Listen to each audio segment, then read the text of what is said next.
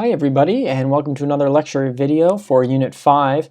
We're nearly at the end here. Today we're going to talk about mining. This is a little bit different than everything else we've talked about so far because it doesn't really have to do with food, but it does have to do with resource extraction, and there are limited resources, so things like the tragedy of the commons still apply. First we'll discuss what it is, why we do it, and the problems that it can cause, and hopefully some solutions as well.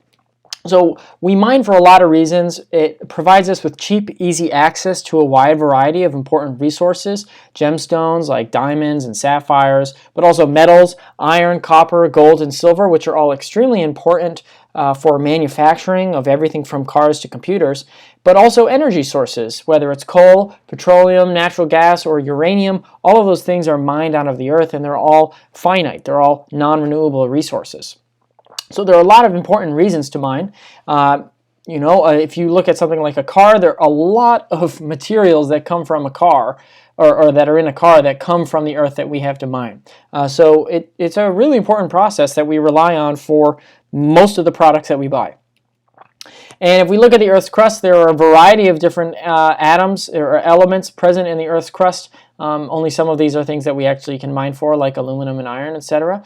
But if we think about mining, there's going to be a lot of terms that you probably have not seen before. So I'm just going to lay them all out there so you can be familiar with them ahead of time. So ore is just the minerals that are unprocessed, trapped in the rock. We mine for ore, and then we can extract the minerals, whether it's a metal or something from that, and extract it and refine it into something like an iron bar. Metals themselves are any sort of element that can conduct electricity, like copper, nickel, aluminum, gold, etc. A reserve is basically the spot of coal under the ground, or the area of gold, the vein of gold, right? The known quantity of the resource that can be recovered. And they use the term economically recovered because you can recover something by mining, but if it's not economically profitable, what's the point of recovering it? So that's the distinguishing of that term there. Overburden is any sort of stuff that's blocking the ore, usually rock or dirt or something like that. That often gets removed. Wastewater, water is used throughout the mining process for a variety of different reasons, and oftentimes it's contaminated, whether it's coming from the mine or it's contaminated with pollutants or other waste products from the mining process. And lastly, slag or tailings or waste rock that's left over after mining. When you dig a hole to get some coal out, you're removing dirt and removing all sorts of stuff, and that's got to go somewhere. So tailings, like I was just saying, are pretty dangerous. Oftentimes they can be radioactive if they're near something like a uranium deposit, but it may seem unimportant. It's just the waste rock left over after a mine, but it's oftentimes full of toxic or heavy metals like mercury or lead, which can cause severe side effects if humans are exposed to it or ingest it. Massive impacts on your IQ, your immune system, your hormonal system, so it's pretty bad. Tailings are the biggest source of solid waste in the United States, and there's a pretty interesting case study of Pitcher, Oklahoma, which is now a ghost town. It's totally empty because there was a lead mine there for 30 years, and they just deposited the tailings in a big pile next to the town, and the dust from those tailings started to contaminate the town and cause lead poisoning in the residents, so they had to evacuate their whole community. All right, so when we think about mining, there's two ways that we do it. We either do it on the surface, or we either dig down real deep, and those are surface mining and subsurface. There are a wide variety of different types of surface mining. Strip mining is when you dig away at the soil from the surface in strips to try and expose the ore. This is done, you remove the material from the top, you extract the resource you need, and then you replace the material that you removed back on top, and it's done for things like coal and sand, so pretty surface level. Open pit mining is a little bit more dramatic. You've got a large pole that you're using. It's, again, used for things that are close to the surface, like copper or coal. Mountaintop removal is exactly what it sounds like. You're removing the top of a mountain, oftentimes with explosive, putting a bunch of dynamite in the top of a mountain and blowing it off. This is often used for mining coal, and you end up depositing the tailings in the nearby region. This is probably the most environmentally catastrophic thing you could do in mining and in general. If you look at a map, before and after mountaintop removal, it just absolutely destroys the environment. And I don't say that lightly. Mountaintop removal is pretty bad for a lot of reasons. We'll talk about that more in class, but from the pollution from the tailings and the slag, but also you're just straight up destroying large swaths of the environment. It's very large scale destruction. Another type of surface mining is dredging or panning for gold, where you're looking through river sediments and river banks for mineral sediments or metals or mineral flecks and flecks of gold and stuff, like panning for gold. Think about the gold rush and, the guy with one tooth from Toy Story 2, the gold, you know what I'm talking about, the guy who's panning for gold. I should have put a picture of him in here. He talks like this. You know what I mean? You know what I'm talking about. Jesse's dad or whatever. Anyway, I'm getting way off track. Interestingly enough, and also terribly enough, the processing of gold from this method, or any method really, extracting it from the ore itself and then processing it and refining it, can actually release cyanide gas, which is extremely toxic. So mining for gold in places like Africa or the Amazon is extremely detrimental to the people who are actually doing the mining.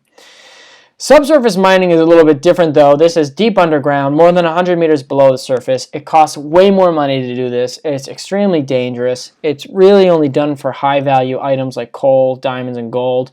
Sometimes you drill straight down. Sometimes you build like a shaft underground. Like sometimes you might build a room and have these pillars of rock in there and kind of build this cave out of the rock, which is kind of cool, also kind of creepy.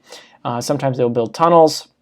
These are way more dangerous, and kind of what when you go on a roller coaster at a theme park or whatever, and it's themed to like the 1800s, and you go through some, old mine. This is usually what it looks like, right? These are really, really dangerous. They can collapse. Sometimes it's done for coal or gold. But whether it's surface mining or subsurface mining, there are a lot of impacts on the environment of mining, one of which is air pollution. Whether it's dust particles which can get in the air and irritate your lungs, or the releasing of methane and CO2 from fossil fuel emissions due to equipment that you're using, but there can also be pockets of gas trapped underneath the Earth's surface that can be released when you mine.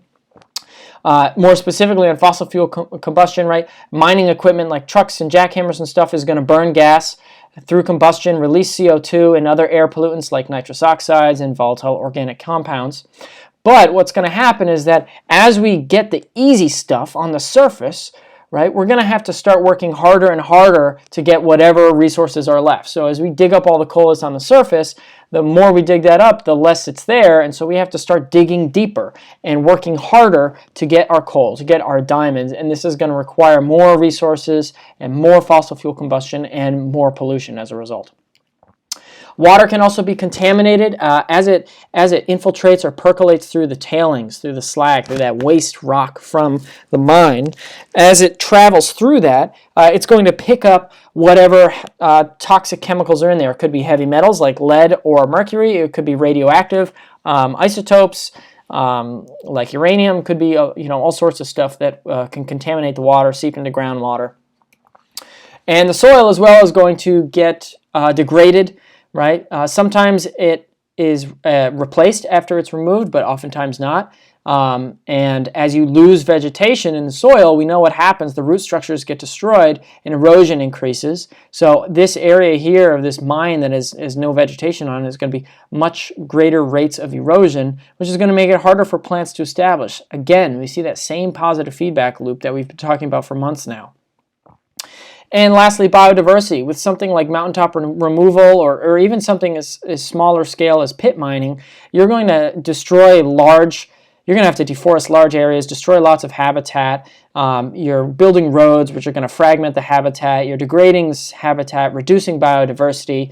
It's pretty detrimental for the ecosystem, and in some places around the world they're actually bringing in special armed forces to help defend some of these habitats as people come in and try to set up illegal mines, which is kind of wild. There are also a wide variety of human health issues associated with mining, like respiratory diseases like the black lung and cystic fibrosis, but also mercury poisoning, lead poisoning, etc. It can do a lot of damage to your lungs to be breathing in coal dust over and over again if you're a coal miner. So it's extremely dangerous for them. One of the most dangerous jobs in the world, I believe. There are also a lot of human rights violations, right? Things like gold and diamonds are very high value, and people are going to cut corners to try and save money. There, lots of cases of child labor and armed conflict. The workers aren't receiving any sort of protective care at all against some of the toxins that they're being exposed to. So there's lots of mercury poisoning and lead poisoning. So it's extremely dangerous for humans in some areas of the world to be working in mining. The child labor is, there's over like 1 million kids working in mines around the world. It's really pretty messed up. And then also mines oftentimes will destroy indigenous lands, both in the United States and in places like Australia, where the indigenous peoples have connections to these lands. It's their ancestral home. They have spiritual connections. It's also a huge source of preservation of natural habitat and a great source of ecotourism. Oftentimes they happen to be located in areas where there are deposits of coal or copper. We'll learn about this in class a little bit more, but there is a Apache land in Oak Flat, Arizona, and they want to set up a there's a mining company that wants to set up a copper mine there. And that same company, a couple years ago, exploded an old Aboriginal site in Australia. Geez, I almost said Ireland. That's weird. To expand their mine, and they still have not paid or tried to paid to have it fixed or have had it fixed at all. So there's a lot of issues with mining companies coming in and what's the word I'm thinking for? Denigrating or ruining these indigenous lands and what they stand for. There is a couple laws you should be familiar with about mining legislation. There's really only two. The mining law of 1872 I bring up because it was written in 1872 and it hasn't really been changed since then, which is kind of crazy. It was signed by Ulysses S. Grant was president. Women couldn't vote, shortly after the Civil War. So there's not really a lot of environmental protections in it, and it allows any adult, any person over the age of 18 who's an American citizen to claim federal land and set up a mine. There's like really no regulations at all. I mean, that's not entirely true, but it's very, very loose, and it allows mining companies to get away with a lot of stuff without protecting the environment. Thankfully, more recently, in 1977, there was a Surface Mining Control and Reclamation Act, which basically said, okay, if you're going to set up a mine, you have to put up the money to fix it when you leave. This idea of reclamation, which I'll talk about in a second, but this law says that first of all, when you build a mine, it has to be minimally disturbing of the land, and then you have to restore that area. You have to reclaim it afterwards. And this law also sets up a trust fund, so that way if a mine gets abandoned and it never gets reclaimed, so to speak, there will be money to do that. And also some laws like the Clean Air Act and Clean Water Act help regulate pollution. So I've been talking about reclamation. Reclamation is this idea that you're restoring the land you used to mine back to some sort of ecosystem, whether it's a grassland or a forest, right? So you can see the before and after here. You don't need to know this. I just pulled this off Wikipedia, and I think it's kind of interesting because it connects to what we've been talking about all year. If you want to turn a mining area back into a forest, the general steps that they have you do is, first of all, you want to deposit or generate some sort of topsoil for trees that's going to allow for root development. You're going to want to prevent that from being compacted to increase the water retention. Then you're going to plant a bunch of ground cover species like grasses, bushes, and shrubs. And then you're going to start planting trees. Some of these are going to be early successional species to help stabilize the soil, and some of them might be crops that you can harvest. So we see sort of like man-made secondary succession or primary succession going on here. And then, of course, they ask you to use proper tree planting techniques. If you wanted to turn a mining area and reclaim it back into grassland or rangeland, again, you want to do similar things. You want to fill in the mine, establish a layer of topsoil, plant some early successional species like grasses and shrubs and things like that to get things kick-started. And then you're going to put down a layer of hay so that way any livestock you bring in have something to eat while the grass is still growing. and you're going to set up pens or paddocks, so that way the livestock are organized, and set up a rotational grazing schedule, so that way you're managing the land well. And then as keystone species start returning, you can actually reduce the amount of livestock, and that hopefully the ecosystem can be used for like a wildlife reserve or something like that.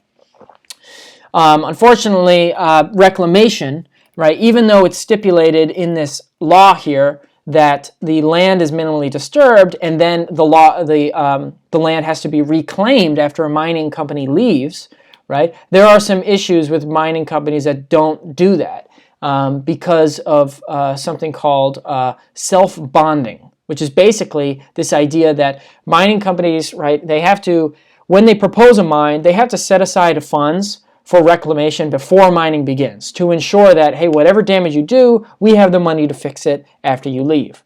But what some companies do is that they self-bond, which is if they're financially strong enough, they can basically say, hey, we don't need to put up this money because, I mean, look how rich we are. We're not going to go bankrupt. It'll be totally fine. We can pay for it later. Don't worry about it. Right? Saves them money in the short term. They don't have to put up that money. But what happens is they go bankrupt. And this has happened a number of times. This is a quote from the LA Times article I just showed you. Arch Coal and Alpha Natural Resources are now trading for pennies on the stock market. Even as combined, they are responsible for about $900 million in reclamation work in Wyoming alone. Right? So they didn't put up the money. They went bankrupt. And now they have all of this reclamation work that isn't going to get done because they didn't put up the money for it, right? And then it's either never going to get done or it's going to get funded in part by the taxpayers, right? So these companies aren't doing their part to, support the environment and follow through with this legislation. Thankfully, there are some solutions we can do. A is holding those companies accountable, right? But also as an individual and as communities, reduce our consumption, conserve our energy. This is going to help reduce the demand for things that we mine for, whether it's diamonds or copper or coal. We also want to recycle and reuse whatever resources we do have. Buy a cast iron pan that's going to last you 125 years rather than buying a Teflon pan that you're going to have to throw out in 10 years anyway because it gets all scratched. Another cool example of these houses were built from waste from the Big Dig, which was a big construction project in Boston when they built a giant tunnel underneath a bunch of buildings, and they actually used this waste from the construction project to build this awesome house. And they actually cost less to build a normal house, and the families were actually subsidized by the town because technically they were disposing of waste. So that's a pretty cool idea of recycling, reducing, and reusing. But also, when it comes to jewelry, do a little bit of research on, if you're buying jewelry, where they're getting their gold from or where they're getting their metals from. Recycle old jewelry, pass stuff down from family members. Vote with your wallet. Don't support businesses that have shady practices or non-sustainable mining practices.